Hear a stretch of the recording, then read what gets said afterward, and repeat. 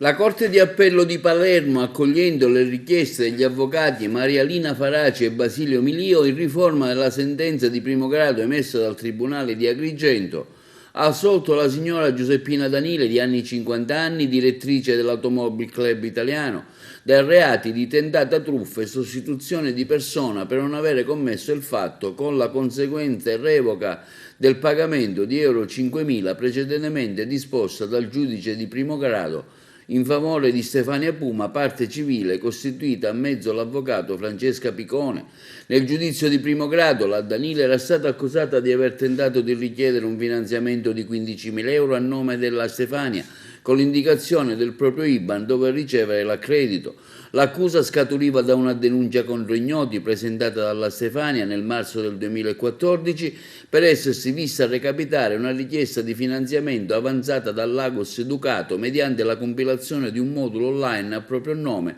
con allegata la patente di guida della Stefania, indicato il numero del conto corrente della Danile ove il finanziamento sarebbe dovuto confluire. La Giuseppina Danile all'epoca dei fatti era impiegata al PRA, pubblico registro automobilistico dell'ACI, e lavorava tuttora anche la Stefania. La Danile, nonostante avesse respinto le accuse, provando di non essere lei l'autore della richiesta di finanziamento, nonostante fosse stato indicato il conto corrente della stessa, ma di essere stata anche vittima di actio criminis da parte di ignoti, era stata condannata dal giudice monocratico alla pena di 5 mesi di reclusione, oltre al pagamento in favore della Stefania, che si era costituita intanto parte civile con l'assistenza dell'avvocato Picone al pagamento di euro 5.000.